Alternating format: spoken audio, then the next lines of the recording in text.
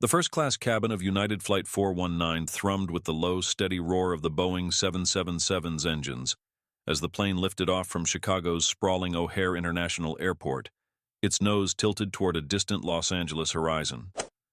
The night outside was crisp and unforgiving, the kind of cold that seeped into your bones and reminded you of winters long gone, those endless days of shoveling snow from driveways and warming hands by a crackling fire.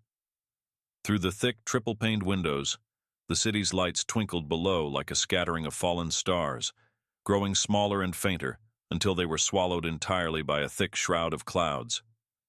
Inside, however, the cabin was a cocoon of comfort, bathed in the soft golden glow of overhead lights that cast gentle shadows across the plush, wide seats. The air smelled faintly of leather and coffee, mingling with the sharp tang of whiskey and the floral perfume of an older woman in the third row. For most of the passengers, retirees who'd scrimped and saved for this rare taste of luxury, the flight promised a quiet escape, a chance to leave behind the aches of age and the weight of memory. For others, it was the stage for a drama no one could have predicted. In seat 2A, James David JD Vance, Vice President of the United States, reclined with the ease of a man accustomed to power yet shaped by a harder past. At 40, he was still broad-shouldered and handsome in a rugged way, his brown hair flecked with premature gray at the temples, a testament to the years spent climbing from the hollows of Appalachia to the gleaming corridors of Washington. His charcoal suit, impeccably tailored, hugged his frame, though he'd loosened his tie, a deep burgundy silk number, and tucked it into the sleek leather briefcase resting by his feet. In his right hand, he cradled a crystal tumbler of Maker's Mark bourbon, the amber liquid catching the light as it swirled with the faint clink of ice. His left hand rested on a folder of briefing papers, its edges worn from hours of travel. He'd spent the day in Chicago, shaking hands with grizzled union bosses and smooth-talking governors, pitching a manufacturing revival plan that bore his name, a legacy he hoped would outlast the headlines. Now, with the plane cutting through the night sky, he longed for a few hours of peace, the kind he used to find on his grandmother's porch, listening to crickets and the distant bark of a hound. His sharp hazel eyes flicked to the window, then back to the bourbon, as if the answers to a restless nation might lie in its depths. Across the narrow aisle in seat 2B sat Harold Hal Peterson, a 68-year-old retired factory foreman from Gary, Indiana, whose wiry frame seemed to carry the weight of every shift he'd ever worked. His hair was a shock of white, thinning at the crown but still unruly, like the steel wool he'd once used to scrub rust from machinery. His hands, resting on his lap, were a map of scars and calluses, testaments to decades spent wrestling molten metal and stubborn bolts on the assembly line at Gary Steel. He wore a faded red and black flannel shirt, its cuffs frayed from years of wear, and a pair of jeans that had seen better days. In his grip was a scotch on the rocks, the glass sweating slightly as the ice melted into the smoky liquid. It was his first drink in months, a small defiance against the emptiness that had settled into his life since his wife, Marjorie, slipped away after a long battle with cancer. He'd cashed in a lifetime of frequent flyer miles for this first-class seat, a quiet tribute to her dream of seeing the Pacific Ocean, a dream they'd never fulfilled together. His pale blue eyes, still keen despite his years, drifted to the window, where the darkness pressed against the glass like an old friend. Then they landed on JD Vance, and something inside him stirred, a flicker of recognition, followed by a slow burn of bitterness. The cabin was a microcosm of lives intertwined by chance. In 3C sat Margaret Hensley, a 72-year-old widow with soft gray curls framing a face etched with gentle lines. She wore a simple beige sweater and a string of pearls that had dangled from her neck since her wedding day in the summer of '72, a gift from her late husband, Arthur. Her hands, delicate but spotted with age, rested on a worn copy of Reader's Digest, its pages dog-eared from countless evenings by the fireplace. Beside her, in 3D, was George Hensley, her husband of 5 decades, a 74-year-old retired accountant whose broad shoulders had softened with time. His thinning silver hair was combed neatly to one side, and he sported a pair of bifocals perched precariously on his nose, though he'd swear his hearing aid, tucked discreetly in his left ear, was just for show. They'd saved for months for this trip to visit their daughter and 3 rambunctious grandchildren in California, and George's eyes twinkled with anticipation as he whispered to Margaret about the homemade cookies they'd packed in their carry-on. Up in 1D sat Evelyn Carver, a 66-year-old retired nurse from Omaha, her stout figure draped in a sensible navy cardigan adorned with a single brooch shaped like a daisy. Her silver bob gleamed under the lights, and her hazel eyes, sharp as ever, darted around the cabin. She carried a leather satchel stuffed with knitting needles, a half-finished scarf, and a tablet she used to keep her mind busy, a habit from her days stitching up patients in the ER. The flight attendant, Linda Grayson, moved through the aisle with the quiet confidence of a woman who'd seen every kind of passenger in her 25 years of service. At 62, her dark hair was streaked with gray, pulled into a tight bun that matched the crisp lines of her Navy uniform. Her name tag gleamed under the lights, a badge of honor earned through countless red-eyes and stormy nights. She paused to pour a steaming cup of decaf for George, who grinned and said, "Smooth as a Sunday drive so far, Linda." She smiled back, her lips curving warmly, but her gut told her otherwise. The air felt charged, like the moment before a lightning strike, and her instincts, honed by years of calming drunks and soothing nervous flyers, whispered that trouble was brewing. It began with a voice, rough and raw, slicing through the cabin's murmurs like a blade through cloth. "Hey, you're that Vance fella, ain't you?" Hal's words rasped out, louder than he'd intended, drawing every eye in the compartment. Margaret's head turned slowly, her pearls catching the light. George adjusted his glasses, leaning forward. Evelyn's knitting needles paused mid-stitch. JD lowered his tumbler with deliberate care, the ice clinking softly as he met Hal's glare across the aisle.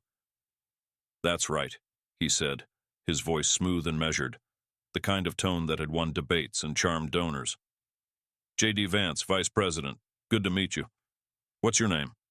"Harold Peterson," Hal replied, his lips curling slightly as he leaned forward, the scotch tilting in his hand.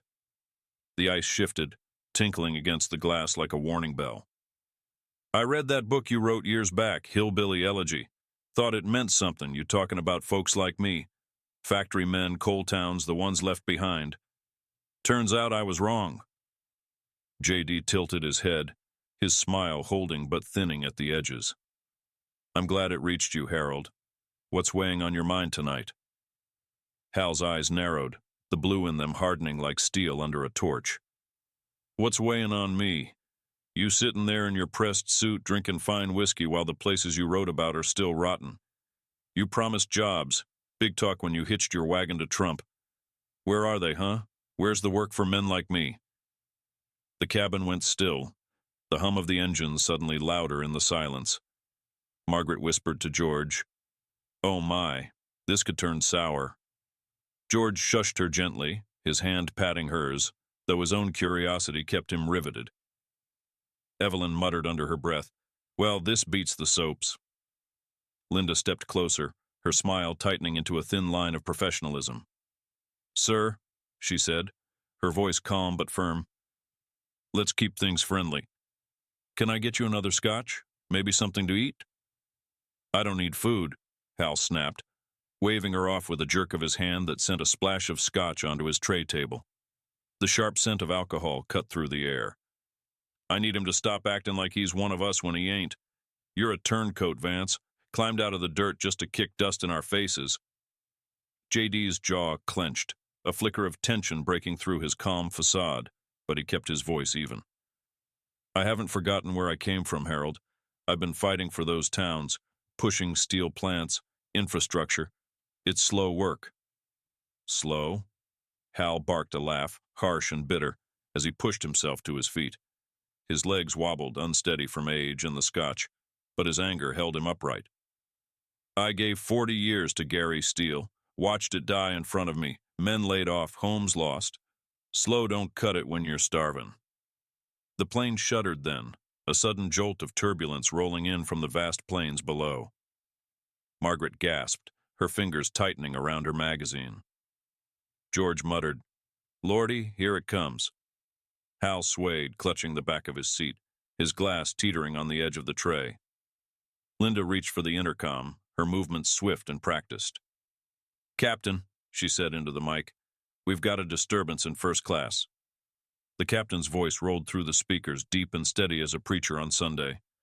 "Folks, this is Captain Tom Ellis. We're hitting some choppy air out there. Nothing to worry about. Please stay in your seats and buckle up. We'll smooth it out soon." Hal ignored the announcement, his gnarled finger jabbing toward JD. "You ought to be ashamed, Vance. I hope this plane shakes some truth out of you." JD rose then, his 6 feet 2 inches frame unfolding with a quiet authority that filled the space. His bourbon sat forgotten on the tray, the ice melting into a puddle. "That's enough, Harold," he said, his voice low and firm, carrying the weight of a man who'd faced worse than a drunk retiree. "You don't threaten a flight because you're mad at me." The cabin held its breath, every eye locked on the two men. Evelyn raised an eyebrow, murmuring, "This is better than bingo night." Margaret clutched her pearls, whispering a soft prayer under her breath. Linda's hand hovered over the call button, ready to summon help. Then the turbulence struck again, harder this time, a violent lurch that sent Hal stumbling into the aisle. His glass slipped from the tray, hitting the carpet with a muted thud, the scotch soaking into the fibers in a dark, spreading stain. He cursed loudly, "Damn it all," and waved off Linda as she rushed to his side. "I'm fine," he growled, pulling himself upright with a groan. "Just keep him away from me." The storm was rising, both in the sky and in the fragile confines of first class, and this was only the opening act. The first-class cabin of United Flight 419 trembled as the Boeing 777 sliced through the restless night sky, its wings cutting through pockets of turbulent air that rolled in from the vast, unseen plains below. The soft golden glow of the overhead lights flickered briefly, casting fleeting shadows across the faces of the passengers, who sat in a mix of unease and curiosity. Outside, the clouds churned like a pot of soup left too long on the stove, thick and gray, their edges illuminated now and then by a distant flash of lightning that hinted at the chaos brewing beyond the plane's sturdy shell. Inside, the air was thick with more than just the hum of the engines. It carried the sharp bite of spilled scotch, the faint musk of leather seats, and the undercurrent of human tension that had erupted moments before. The carpet beneath seat 2B bore a dark, wet stain where Hal Peterson's glass had fallen, a silent testament to the clash that had shaken the calm of this high-altitude sanctuary. For the retirees dotting the cabin, who'd spent their lives earning moments like this, the peace they'd sought was unraveling faster than a cheap sweater. JD Vance, Vice President of the United States, eased back into his seat in 2A, his broad frame settling into the plush leather with a sigh he didn't quite let escape. His charcoal suit jacket hung open now, revealing a crisp white shirt that clung slightly to his chest, dampened by the heat of the moment. The tumbler of Maker's Mark sat untouched on his tray table, the ice melting into a pool that reflected the cabin lights like a tiny shimmering lake. His hands, steady despite the tremor of the plane, rested on his lap, fingers interlaced as he stared straight ahead, avoiding the eyes of the man across the aisle. At 40, JD carried the weight of his Appalachian upbringing like a badge, etched into the lines of his face, the set of his jaw, but also the polish of Washington, a sheen he'd earned through years of navigating power's slippery slopes. The confrontation with Hal had stirred something in him, a flicker of memory. His mama's voice, rough as gravel, telling him never to back down from a fight, yet never to start one either. He'd kept his cool mostly, but Hal's words, "Turncoat, forgot us," gnawed at him, pricking at the seams of the man he'd become. Hal Peterson slumped in 2B, his wiry frame hunched forward as he rubbed a scarred hand across his weathered face. The white hair atop his head stuck out in wild tufts, as if he'd run his fingers through it one too many times, and his flannel shirt stretched tight across his narrow shoulders, the fabric worn thin at the elbows. The empty glass he'd dropped lay somewhere beneath his seat, out of sight but not out of mind, and the faint sting of scotch lingered on his breath, mixing with the sour taste of regret. At 68, Hal was a man carved from the steel he'd once shaped. Hard, unyielding, but brittle at the edges after years of loss. Marjorie's death had taken the softness from him, leaving behind a hollow ache he'd filled with work, then whiskey, and now this unexpected fury. He'd recognized JD Vance the moment he'd boarded, not just from the newsreels or that book, but from something deeper, a shared thread of struggle that Hal felt had been betrayed. His pale blue eyes flicked to JD, then away, settling on the window where the darkness pressed in, a mirror to the storm inside him. The other passengers watched in quiet fascination, their retirement dreams of a smooth flight disrupted by this unfolding drama. Margaret Hensley, in 3C, clutched her Reader's Digest tighter, its pages crumpling under her grip as she whispered to George, "I knew this trip would be eventful, but heavens, not like this." Her pearls gleamed faintly, a comforting weight against her chest, and her gray curls bobbed as she craned her neck to see past the seats.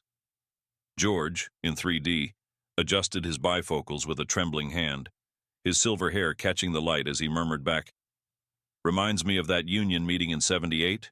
Fists didn't fly, but the air sure did." His hearing aid buzzed faintly, a reminder of age he refused to acknowledge, and his lips quirked in a half-smile, torn between worry and the thrill of a good story to tell the grandkids. Up in 1D, Evelyn Carver set her knitting aside, the half-finished scarf a tangle of navy wool in her lap. Her stout frame shifted as she crossed her arms, the daisy brooch on her cardigan glinting like a tiny beacon. At 66, she'd seen enough barroom brawls and ER scuffles to know when tempers were about to ignite, and her hazel eyes narrowed as she sized up the two men, ready to step in if need be. Linda Grayson, the flight attendant with 25 years of weathered wisdom, stood poised near the galley, her navy uniform crisp despite the chaos. Her gray-streaked bun was a testament to her no-nonsense nature, and her hands, steady from years of serving coffee in turbulence, rested lightly on her hips as she watched the scene unfold. She'd dealt with drunks, weepers, and even a marriage proposal at 30,000 feet, but this felt different, personal, raw, like a wound torn open mid-flight. She'd already called the captain, and now she waited, her ears tuned to the crackle of the intercom and the murmurs of the cabin. The spilled scotch had left a sharp scent in the air, mingling with the faint perfume of Margaret's lavender lotion and the leather polish of the seats, creating a strange, heady brew that seemed to fuel the tension. The silence broke with Hal's voice again, quieter this time, but no less cutting. "You think you're better'n us, don't you?" He leaned forward, elbows on his knees, his hands clasped so tight his knuckles whitened. "Sitting there with your fancy drink, your big plans. I bet you ain't set foot in a mill since you wrote that damn book." JD turned his head slowly, meeting Hal's gaze with a steadiness that belied the flicker of irritation in his chest. "I'm not better than anyone, Harold," he said, his voice low and deliberate, the kind of tone that could quiet a room or ignite it. "I've been in those mills, those towns. I've seen the rust, the closed signs. That's why I'm fighting for 'em." "Fightin'?" Hal snorted, a harsh sound that rattled in his throat. "You fight with words, Vance. We fought with our hands. 40 years of it, pouring steel, breaking backs. And what did it get us? Empty promises and a pension that don't cover the heat." Margaret shifted uncomfortably, her soft voice barely audible. "He's got a point, George. Things aren't what they used to be." George nodded, patting her hand. "Aye, but yelling on a plane won't fix it." Evelyn muttered, "Neither will sittin' pretty, though," her words sharp enough to cut through the hum. Linda stepped forward, her tone firm but kind. "Gentlemen, please. Let's not turn this into a town hall. We're all just trying to get where we're going." She gestured to Hal's empty tray. "How about I bring you a fresh drink? Something to settle the nerves?" Hal waved her off again, his hand trembling slightly. "Ain't my nerves need settling. It's his conscience." He jabbed a finger toward JD, his voice rising once more. "You sold us out, Vance. Took our stories, made a fortune, then left us to rot while you cozy up to the suits in DCJD's hands tightened in his lap, the knuckles paling, but his face remained a mask of control. I didn't sell anyone out, Harold. That book was about shining a light. On you, on all of us. I'm still trying to fix what's broken. Fix it? Hal stood again, slower this time, his legs unsteady as the plane rocked through another pocket of rough air. You can't fix what you don't understand no more. You're one of 'em now, the ones who shut the plants, who took our lives. The cabin jolted hard then, a violent lurch that sent a ripple of gasps through the passengers. Margaret's magazine slid to the floor, pages splaying open. George grabbed the armrests, his bifocals slipping down his nose. "Sweet mercy," he yelped. Evelyn braced herself, her satchel thumping against the seat. Hal stumbled forward, catching himself on the edge of JD's tray table, his breath heavy and ragged. The tumbler of bourbon tipped, spilling a golden stream across the papers, soaking into the leather of JD's briefcase. The sharp scent of whiskey joined the scotch in the air, a bitter perfume of conflict. Linda hit the intercom again, her voice steady despite the chaos. "Captain, it's escalating up here. We might need assistance." The captain's response came swiftly, calm as a pastor at the pulpit. "Folks, this is Captain Tom Ellis again. We're riding some heavy weather. Stay seated, belts on. Crew, stand by."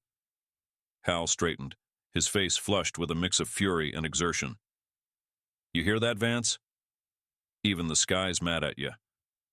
His words were slurred slightly, the scotch loosening his tongue, but the venom was clear. JD wiped a hand across his damp papers, his patience fraying at the edges. "The sky's mad at all of us, Harold. Sit down before you hurt yourself, or someone else." The tension hung thick, a storm within a storm. Margaret whispered a prayer, her fingers tracing her pearls. George adjusted his glasses, muttering, "This beats the time old man Jenkins threw a wrench at the foreman." Evelyn watched, her lips pursed, sensing the tipping point was near. Linda stood ready, her eyes darting between the two men, knowing the next move could change everything. Outside, lightning flashed, illuminating the clouds in a brief, blinding glow. Inside, the battle lines were drawn, and the plane flew on, carrying its passengers deeper into the night and the unknown. The first-class cabin of United Flight 419 shuddered as the Boeing 777 plowed through the thickening storm, its metal frame groaning under the strain of turbulent winds that battered the plane like a boxer working a heavy bag. The golden glow of the overhead lights dimmed and flared with each jolt, casting erratic shadows across the cabin's plush interior, a flickering dance that mirrored the unease settling into the passengers' bones. Outside, the night sky had turned into a roiling cauldron of gray and black, the clouds swirling with a fury that seemed almost personal, punctuated by jagged streaks of lightning that tore through the darkness like cracks in a pane of glass. Rain lashed the windows, streaking across the thick panes in rivulets that distorted the view of the endless void beyond. Inside, the air was heavy with the mingled scents of spilled bourbon and scotch, a sharp, bittersweet aroma that clung to the carpet and the leather seats, blending with the faint lavender of Margaret's lotion and the metallic tang of nervous sweat. The calm that had once enveloped this sanctuary at 36,000 feet was gone, replaced by a taut silence broken only by the creak of the plane and the low murmur of anxious voices. JD Vance sat rigid in 2A, his broad shoulders squared against the back of his seat, the charcoal suit now faintly wrinkled from the spill that had soaked his briefing papers. The tumbler of Maker's Mark lay on its side, a casualty of Hal's stumble, and the amber liquid had left a glistening trail across the tray table, pooling in the creases of his leather briefcase. At 40, JD's face was a study in control, his hazel eyes fixed on the seatback in front of him, his jaw set tight. But beneath the surface, a storm of his own brewed. Hal's accusations had struck a nerve, digging into the soft spots he'd spent years armoring over. The boy from Middletown who'd clawed his way up, only to be branded a traitor by the very people he'd once called his own. His hands resting on his thighs, flexed slightly, the knuckles whitening as he fought to keep his voice and his temper in check. The bourbon's sting lingered on his tongue, a fleeting comfort against the memory of his mama's words. "Folks'll hate you for leaving, JD, but they'll hate you more if you stay and fail." He'd left, and he hadn't failed. Not yet. But Hal's words made him wonder. Hal Peterson slumped back into 2B, his wiry frame sagging as the adrenaline ebbed, leaving him shaky and breathless. His white hair was a wild halo, damp with sweat at the roots, and his flannel shirt clung to his chest, the red and black pattern faded but defiant, like the man himself. The spilled scotch had left a damp spot on his jeans, and his scarred hands trembled as he wiped them across his face, smearing the frustration etched into his weathered features. At 68, Hal was a relic of a world that no longer existed. Steel mills, union halls, Saturday nights at the VFW with Marjorie laughing beside him. Her absence was a wound that never closed, and JD's presence, polished, powerful, a symbol of promises unkept, had torn it wide open. His pale blue eyes burned with a mix of anger and exhaustion, darting to JD, then away, settling on the window where rain streaked the glass like tears he wouldn't shed. He'd meant every word, but the fall had shaken him, and the scotch blurred the edges of his resolve. The cabin's other occupants watched with bated breath, their retirement reverie shattered by the clash unfolding before them. Margaret Hensley, in 3C, clutched her pearls with one hand, the other gripping George's arm as the plane rocked. Her gray curls trembled with each jolt, and her soft voice quavered as she whispered, "I've never seen such a ruckus, George. Not even at the church bazaar when Mrs. Thompson accused the Reverend of cheating at bingo." George, in 3D, patted her hand absently, his bifocals fogged from the tension, though his silver hair remained neatly combed. "Reminds me of the old days, Maggie," he said, his tone half amused, half wary. "Folks used to settle scores with a handshake or a shovel. None of this mid-air nonsense." His hearing aid buzzed faintly, a high-pitched whine he ignored as he craned his neck to see past the seats. Up in 1D, Evelyn Carver sat with her arms crossed, her navy cardigan stretched tight across her stout frame. The daisy brooch on her chest glinted as she shifted, her knitting abandoned in favor of the live drama. At 66, she'd seen tempers flare in hospital corridors and bar parking lots. But this was a new frontier, and her hazel eyes sparkled with a mix of curiosity and impatience. Linda Grayson stood near the galley, her navy uniform a beacon of order in the mounting chaos. Her gray-streaked bun held firm, a symbol of her 25 years of service, and her hands rested on the intercom, ready to act. The spilled drinks had left the carpet tacky under her sensible black shoes, and the sharp scent of liquor stung her nose, a reminder of nights spent pouring coffee for rowdy passengers on red-eyes. She'd seen fights before, over seats, over luggage, over nothing, but this was different. A collision of pride and pain that felt like it could crack the cabin wide open. Her call to the captain hung in the air, and she scanned the faces around her, gauging who might break next. The standoff might have simmered down into an uneasy truce, two men glaring across a spilled drink, but the storm, and fate, had other plans. The plane lurched again, a violent dip that sent a chorus of gasps rippling through the cabin. Margaret's Reader's Digest slid off her lap, landing splayed open on the floor, its pages fluttering like a wounded bird. George gripped the armrests, his bifocals tumbling to the tip of his nose. "Holy smokes," he yelped, his voice cracking with surprise.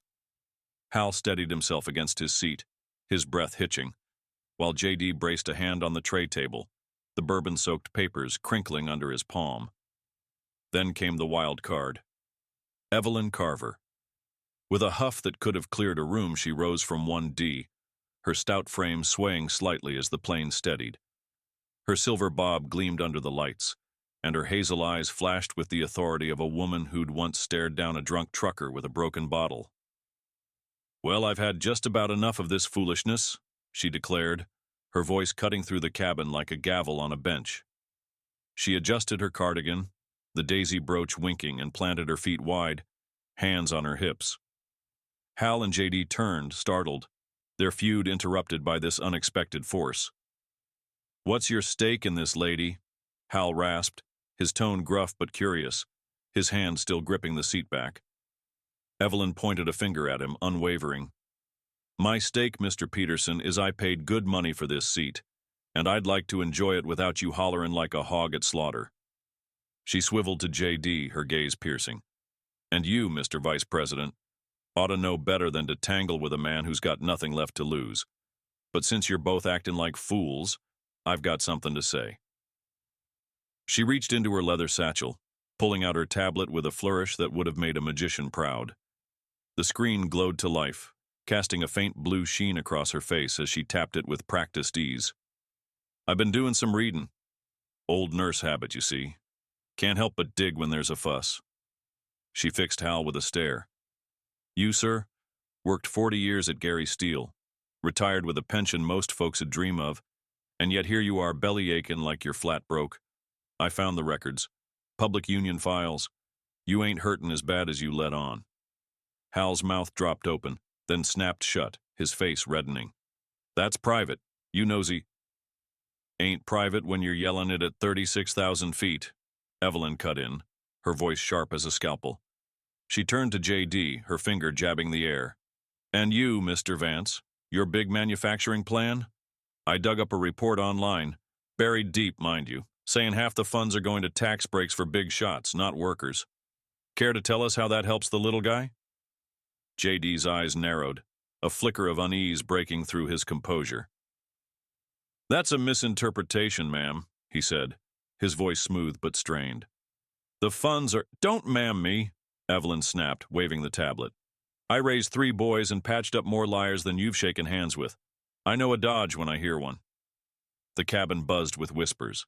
Margaret gasped. She's a Spitfire, George. George chuckled, adjusting his glasses. Reminds me of your sister Ethel. Never took guff from nobody. Linda stifled a grin, stepping closer. Ma'am, you're a natural up here. The plane rocked again, harder, the lights flickering as a boom of thunder rattled the walls. Margaret clutched her pearls, murmuring, Lord, protect us. Hal sank back into his seat, stunned by Evelyn's salvo. JD wiped a hand across his face, the bourbon stain smearing on his sleeve. Evelyn stood firm, her tablet glowing like a torch in the dimness. Linda's voice broke through, calm but urgent. Captain, we've got a live one now. Might need backup. The captain's reply crackled over the speakers. Folks, weather's worsening. Stay put. We're managing. Crew, hold tight. Outside, the storm raged, lightning illuminating the clouds in a blinding flash. Inside, Evelyn's words hung like thunder, shifting the battleground. The flight was far from over, and the skies, both real and human, were only growing wilder. The first-class cabin of United Flight 419 quaked as the Boeing 777 battled through the heart of the storm, its sturdy frame shuddering under the relentless assault of wind and rain. The golden glow of the overhead lights buzzed and flickered, plunging the compartment into brief moments of shadow before flaring back to life, illuminating the strained faces of the passengers caught in this mid-air maelstrom. Outside, the night had transformed into a chaotic symphony of nature's fury.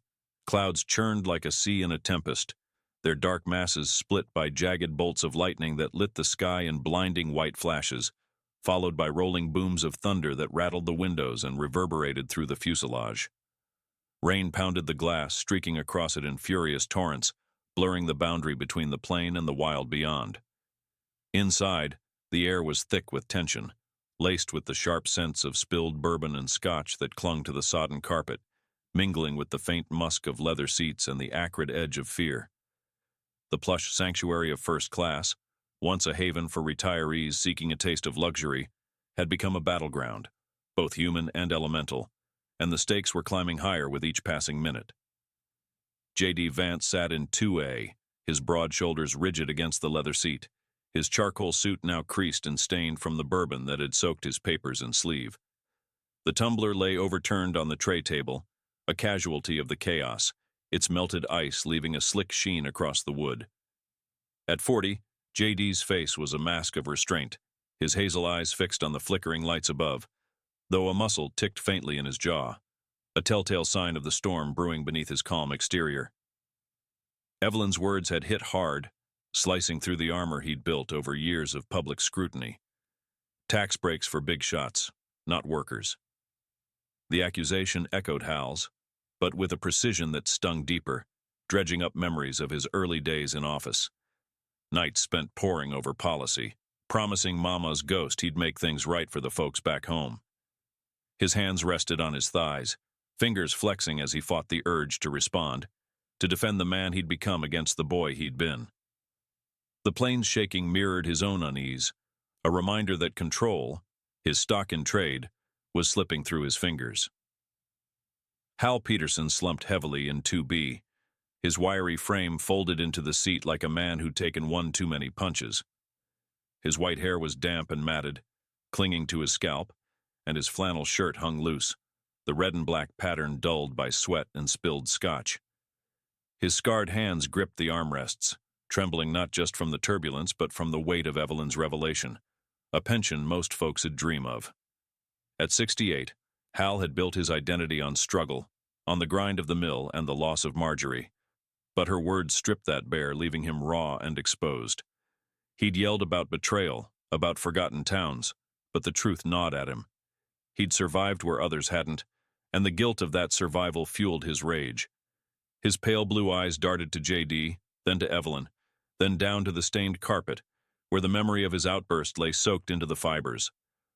The Scotch's haze clouded his mind, but not enough to dull the shame creeping in. The cabin's retirees watched with wide eyes, their quiet flight now a front-row seat to a spectacle none had bargained for.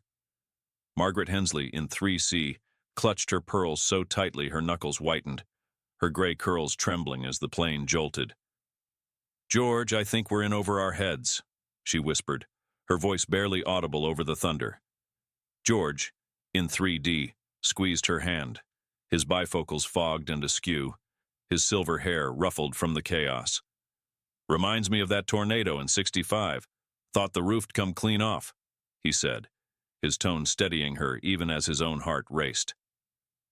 Evelyn Carver stood firm in 1D, her stout frame planted like an oak in a gale, her navy cardigan stretched across her chest as she held her tablet aloft. The daisy brooch glinted with each flash of lightning, and her hazel eyes blazed with the defiance of a woman who'd faced down worse than two stubborn men. At 66, she'd turned the tables, and the thrill of it coursed through her veins like the adrenaline of her nursing days. Linda Grayson hovered near the galley, her navy uniform a pillar of calm amid the storm. Her gray-streaked bun held steady, a badge of her 25 years of service, and her hands gripped the intercom as she waited for the captain's next move. The spilled drinks had left the air sharp and sticky, a sensory reminder of the clash she'd tried to quell. She'd seen passengers unravel before, over missed connections, crying babies, bad coffee. But this was a powder keg, and Evelyn's spark had lit the fuse. Her eyes flicked to the back of the cabin where shadows shifted, signaling help was near. The plane lurched again, a stomach-dropping dip that drew a chorus of gasps. Margaret's prayer rose to a murmur, "Lord, keep us safe," as her magazine slid under the seat. George braced himself, muttering, "Hang on, Maggie." Evelyn swayed, but held her ground, her tablet clutched like a shield. Then the doors at the rear of first class swung open, and two figures strode in. Air marshals, broad-shouldered and silent, their plain clothes belying the authority in their steps.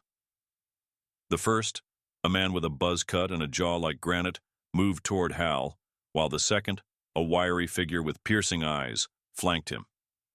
They'd been invisible in coach, blending with the crowd, but now their presence was a thunderclap of its own. "Mr. Peterson," the buzz-cut marshal said, his voice low and gravelly, "you're coming with us. Now." His hand rested lightly on Hal's shoulder, firm, but not rough, a warning wrapped in restraint. Hal jerked upright, his face flushing red. "What's this? You gonna cuff me for speaking my mind?"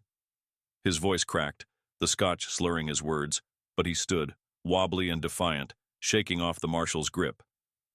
"You threatened the flight," the second marshal said, his tone clipped, his hand hovering near his belt. "We don't take chances up here." JD leaned forward, his voice cutting through the din. "Hold on, let's not escalate this. He's upset, not dangerous." His hazel eyes met the marshal's, a plea for reason, though his own frustration simmered beneath. Evelyn snorted, lowering her tablet. "Upset's one word for it. Dangerous is another when you're yelling about shaking planes at 36,000 feet.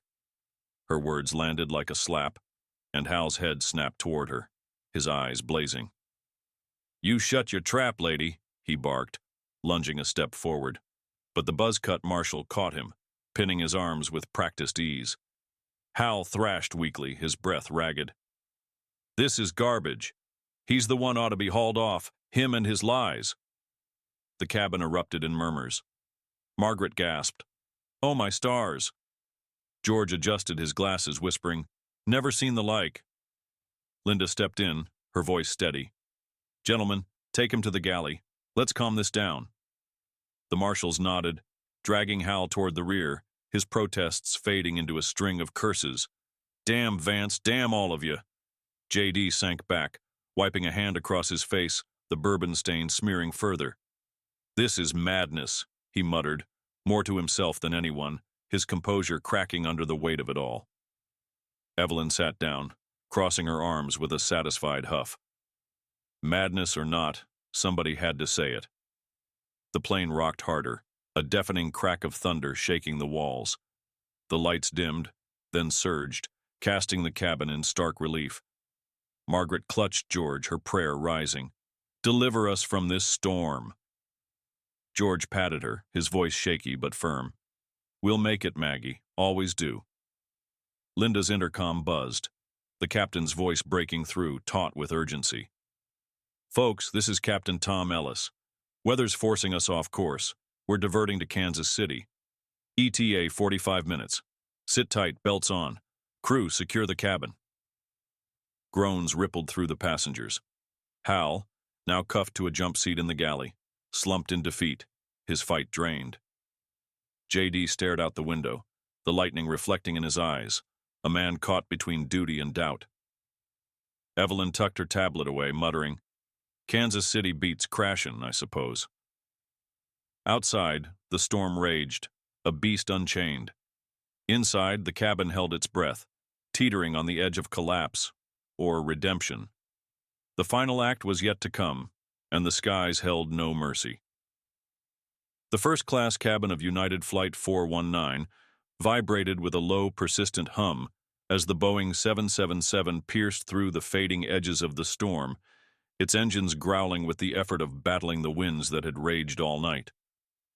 The golden glow of the overhead lights held steady now, casting a warm, forgiving sheen across the cabin's plush interior, though it couldn't fully erase the shadows of exhaustion etched into the faces of the passengers.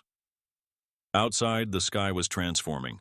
The thick, roiling clouds that had dominated the journey were thinning at last, parting like curtains to reveal glimpses of a deep indigo horizon, tinged with the faintest promise of dawn. Lightning still flickered in the distance, its jagged streaks softer now, retreating like a beast slinking back to its lair, while the rain had slowed to a gentle patter against the windows, each drop catching the light in fleeting prisms of color. The plane dipped and steadied, its descent toward Kansas City a quiet surrender to gravity after hours of defiance against the tempest. Inside, the air carried a complex bouquet.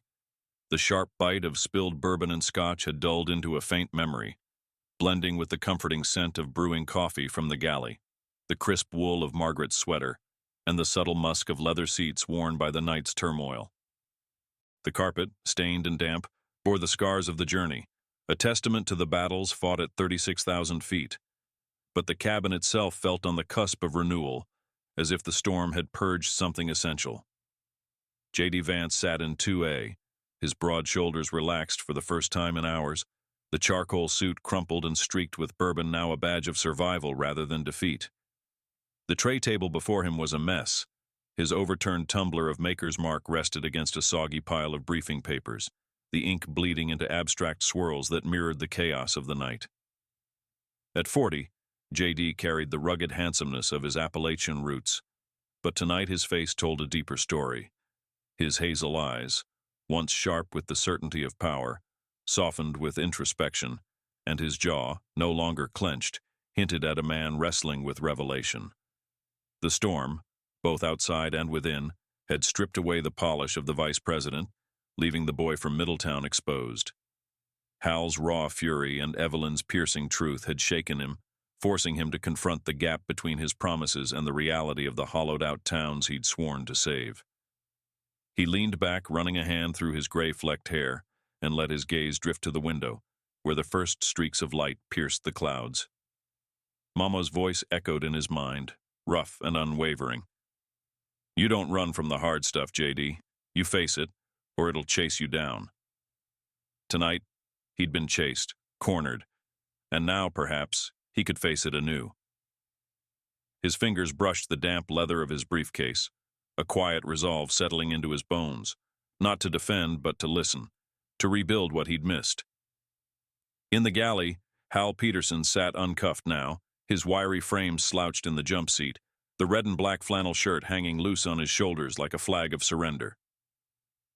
The air marshals had released him moments ago, their stern faces softening as the plane steadied, their presence no longer needed. His white hair, matted with sweat, framed a face weathered by decades of steel and sorrow, and his scarred hands rested in his lap, still trembling faintly, not from anger now, but from the weight of what he'd unleashed.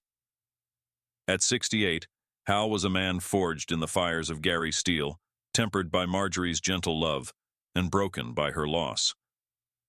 The night had been a crucible, melting away the armor of his resentment to reveal the guilt beneath.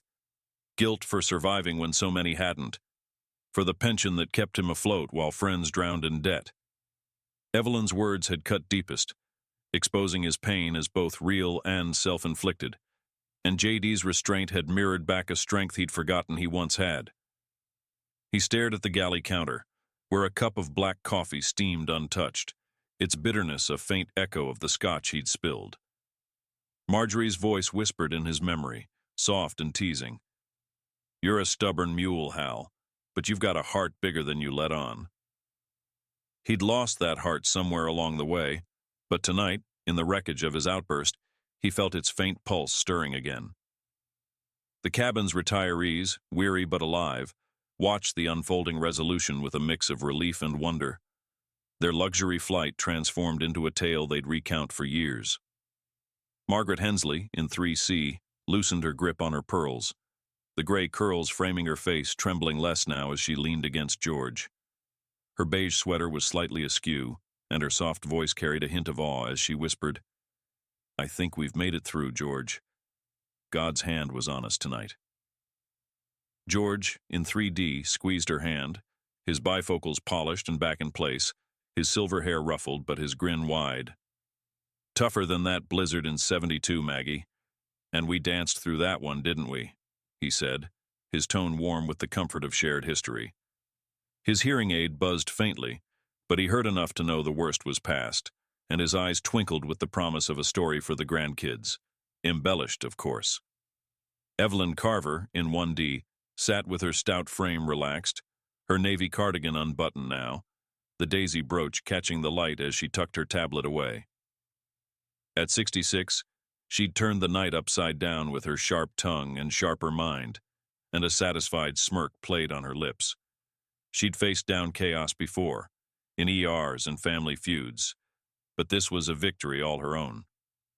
She picked up her knitting, the navy scarf growing stitch by stitch, a quiet triumph over the storm. Linda Grayson moved through the aisle with a grace born of 25 years aloft, her navy uniform slightly rumpled, but her gray-streaked bun intact, a symbol of her unshakable calm. The coffee she carried wafted a rich, grounding scent through the cabin, a balm for nerves frayed by hours of upheaval. The spilled drinks had left the carpet tacky beneath her shoes, but she stepped over the mess with the ease of someone who'd cleaned up worse. She paused by JD's seat, offering a cup with a knowing smile. "Rough night, sir," she said, her voice low and steady. "This might help." JD took it, nodding gratefully, the warmth seeping into his hands as he met her eyes that had seen every kind of passenger, from weepers to warriors, and now saw him as simply human. The captain's voice crackled over the intercom, a lifeline in the fading storm. "Folks, this is Captain Tom Ellis. We're on final approach to Kansas City. Weather's clearing and we'll be on the ground in 15 minutes. Thanks for hanging in there. Crew, prepare for landing." A collective sigh rippled through the cabin, a release of tension that felt almost sacred. Margaret murmured, "Praise be." Her prayer answered. George chuckled. "Told you we'd make it, Maggie." Evelyn nodded to herself, muttering, "Not bad for a detour."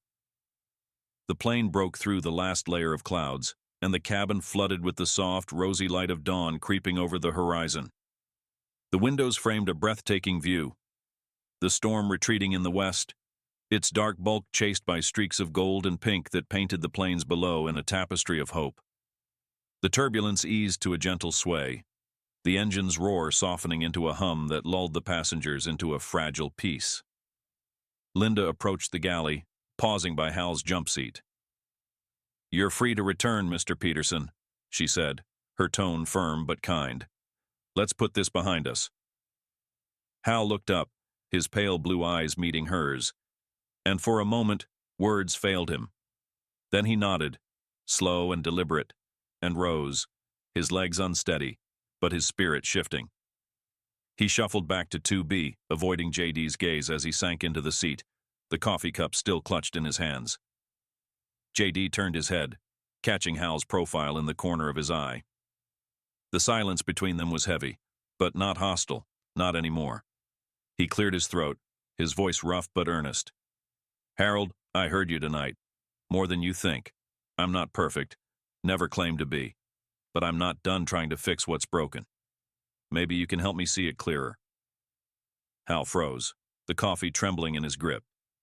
He swallowed hard, his throat tight with years of unsaid things. "Ain't much I can do from Gary," he rasped, "but I ain't wrong about the hurt out there. You want to fix it, you gotta walk it again.